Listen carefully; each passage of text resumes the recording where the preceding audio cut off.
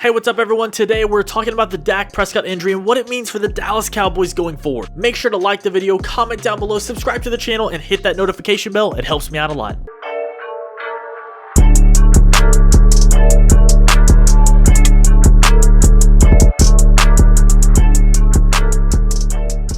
So on Sunday, the football world came to a halt as Dak Prescott broke his ankle during their game versus the New York Giants. It was a gruesome injury and one that hit myself and many others very hard. Regardless of which team you root for, it was heartbreaking to see Prescott injure his ankle. Prescott has never missed a game prior to this and has always worked so hard to be the best player and person he could be. He has been through so much in his life, losing his mother in college to cancer and losing his brother just earlier this year to suicide. He has battled through depression, anxiety, and has been dealing with mental health this year, and now this happens. You have to feel for him because he's gone through so much, and the Dallas Cowboys didn't even give him the long-term contract he wanted.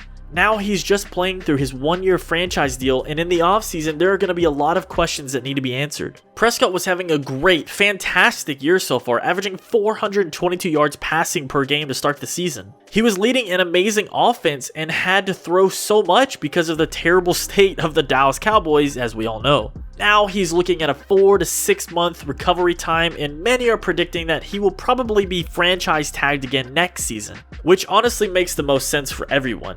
Unfortunately, after that injury, he may never be exactly the same again. However, if he has an amazing comeback season next year, I'm sure he will get that long-term contract. I really do wish the best for you, Prescott. Please recover soon. He's the leader of the Dallas Cowboys team.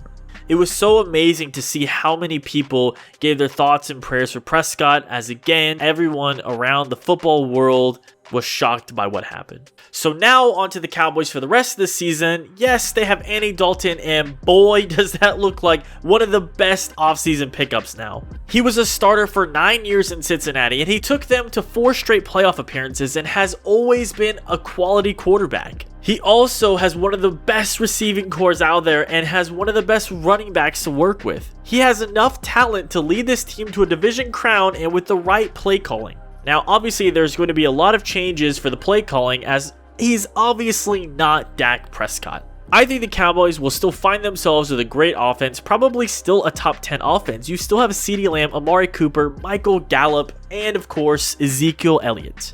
Now, it does seem likely that they're probably going to try to be using Elliott a lot more, which I think they should have already been doing in the first place. Yes, Andy Dalton never won a playoff game, but it wasn't just his fault. He did have one playoff game sealed in the bag until the defense had penalties, and you know what I'm talking about, that Pittsburgh playoff game where Cincinnati literally choked on defense and lost that game. Although with this defense that the Cowboys have, even if they win the division and go to the playoffs, they probably won't even get past the wild card round. That being said, we all know the NFC East is the worst division in football, and the Cowboys are now in first place in the division.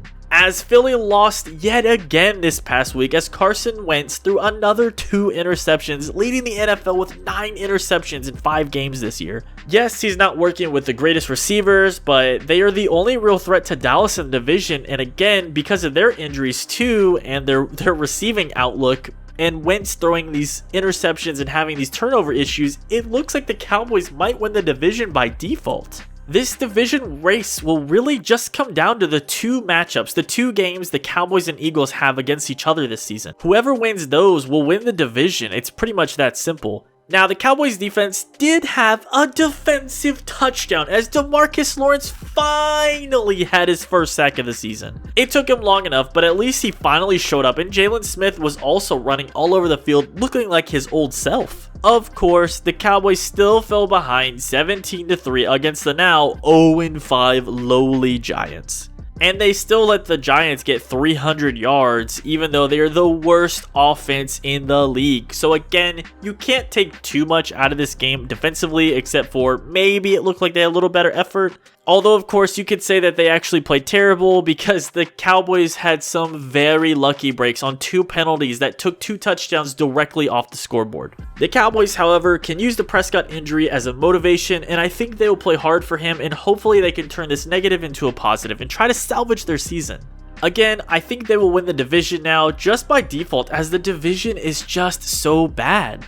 Look at Washington. They just benched their quarterback and even went to their third string. They let Alex Smith play, and it's crazy that he came back from that gruesome injury. Everyone was so happy, just to later on in the day have Prescott have his injury. One great thing about that though is look where Alex Smith was and look at him playing again, man. He didn't play great today, but it doesn't matter. Just seeing him out on the field was amazing. Now, the Dallas Cowboys host the Cardinals on Monday Night Football this coming week before 2 straight road division games at Washington and at Philly, and that game that will probably show us who will be the division winner. These next 3 weeks will show us if they are going to win the division or not. Also, a really cool game to look forward to now is December 13th at Cincinnati. We will actually be getting an unexpected Andy Dalton homecoming game where he's going to go off against Joe Burrow and the Bengals.